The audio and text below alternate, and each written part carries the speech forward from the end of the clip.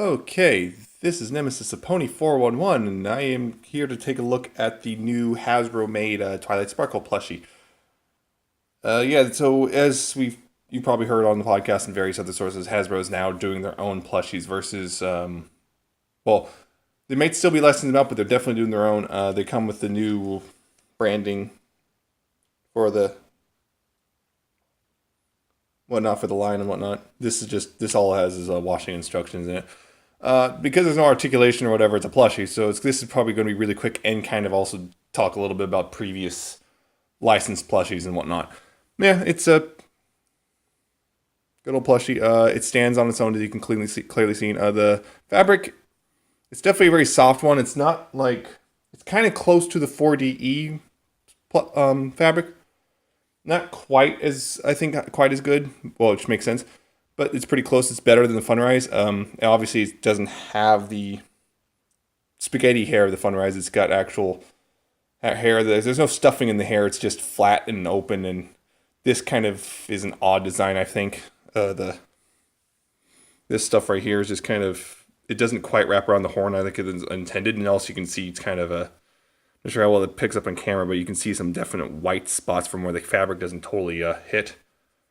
And the wings, unfortunately, are just kind of these really thin, not exactly pleasant fabric. It just kind of sit there in the center of the back, and no design stitching on them or anything. And the tail also is just kind of unstuffed, flat, and lifeless. Cutie mark is correct, but only on one side. The hair does come down like it's supposed to onto one side. The eyes are stitched in and not like a press on or anything. The horn is weird. I'm not sure why, but the horn is stuffed incorrectly, so it curves forward weird.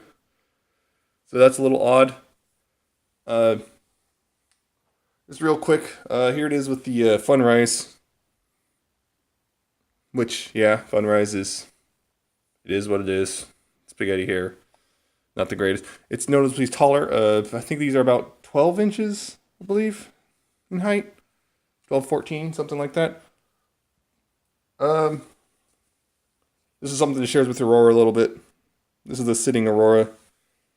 It's also got the flat wings, although as you can see, this has a design, feather design kind of stitch into it, versus, well, this is just, And they're floppy. They don't really sit in a way I like. This is also another thing. Beanie Baby. Same thing. These are kind of worse though, because these are just these weird plastic crinkly things. I don't like those very much. And of course, compared to the 40Es, noticeably larger, but I will say this: that's pretty much the only thing this has going to it over the 40Es, because the 40Es are still just plain better. They're just made better, in my opinion.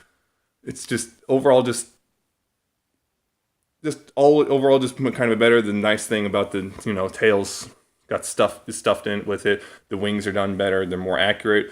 Just everything about this just done better than this one. I mean, this is okay for about, I think I got this one for about $13. So this one's okay. This costs, of course, about $25. So there's the price discrepancy, but it's worth the extra $10, $12 for that. So these are all right. This is still clearly better. I'm not sure how much longer the 40Es are going to be available at this point in time.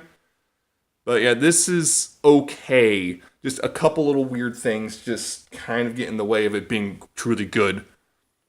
So, I mean, if you're on a budget, like a really tight budget, and you can't find the 40Es or anything, this is okay. It's better than some previous efforts, but still has several flaws, which make it kind of okay, I guess.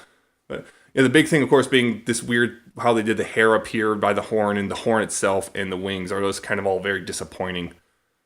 But I mean, it's solid.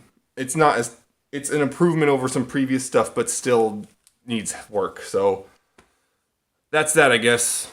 At least it stands. I was worried about that, but it's fine.